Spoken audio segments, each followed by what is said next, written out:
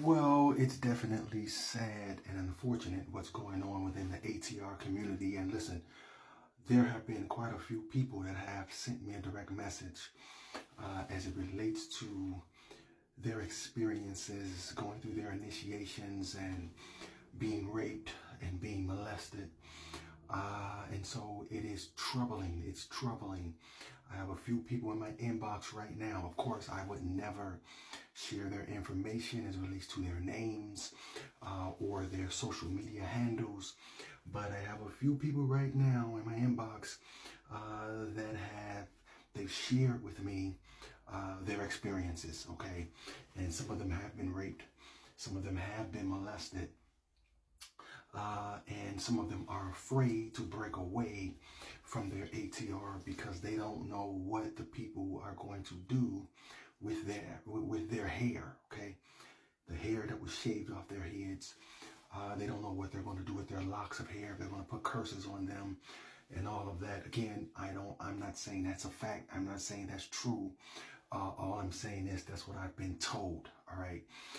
And so when you look at this sexual abuse, it's not just only in the Catholic Church, right? We see that in the Catholic Church with these priests sexually abusing young boys and even nuns. There were nuns who were sexually abused. Some of them had abortions all over the place. And what happened with the Catholic Church? All they did was move priests around, and those priests went to other parishes and sexually abused boys until finally that survivors network of abused, I think, of abused people by priests. I think that's the name of it. I know it's called SNAP. But they came together and they were able to bring some resolution, right? They was able to bring some resolution. Some of those priests some of them went to prison, I believe. Some were removed. But anyway, we see this sexual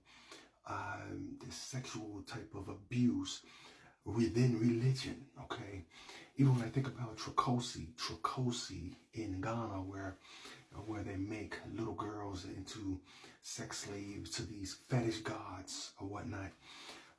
And I'm convinced that Inyame and Yankapone, Oramankoma, they aren't with that stuff. These are perverted men who are with that stuff. So we see this type of spiritual perversion in the Catholic Church, in some of these ATRs, some of these initiations, and also in some of these college fraternities.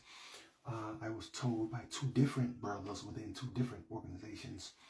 One told me they had him and his guys lined up, and they had a hoodwink on. They were blindfolded, and to their minds, they were kissing like they were kissing dildos. But turns out that some of the men had their actual junks out.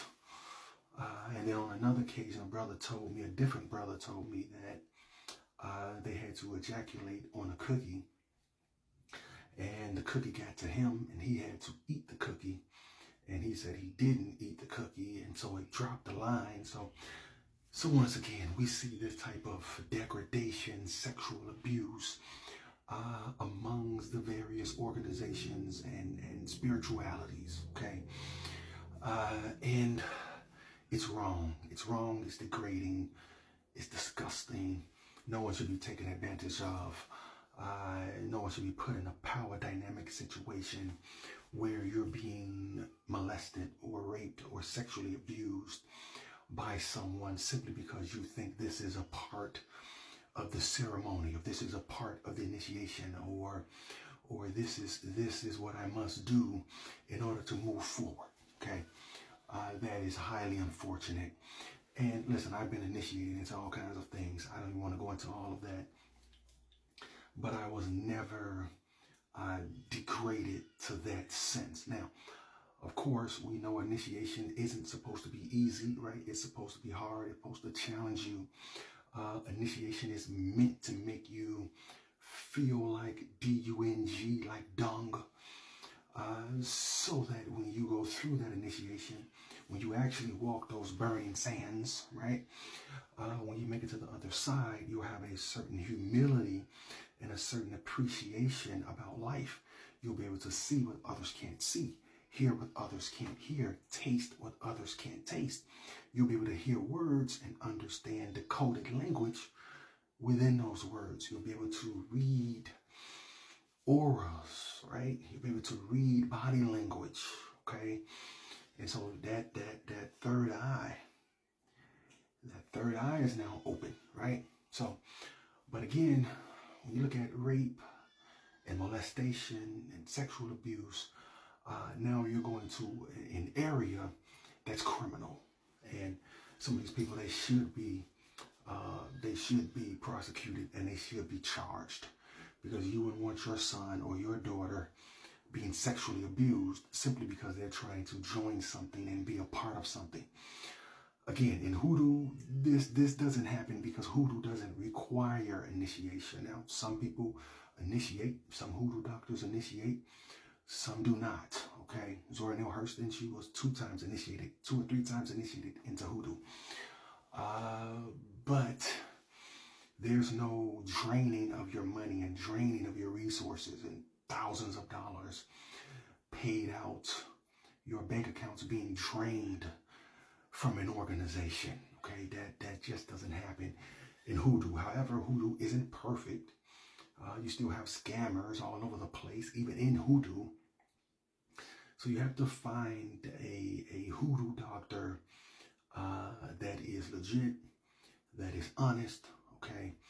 And yeah, people should be compensated for their services, right? We know that. You just can't go into a doctor's office or a dentist or a clinic and get work done and not have to pay. So if you're going to a root doctor, conjure doctor, then you should give something, but not tens of thousands of dollars where you're in the red with your bank account and all of that. You have to take out loans. So, but I'm praying for everyone who's involved in this type of abuse, praying that the great Ama, the great Olodumare, the great Chukwu, the great Bamba, right? The great Amun-Ra, the great Yahweh, the great Allah, in Yame, in Yankapong, Odomankoma, the Orishas, the Alusi.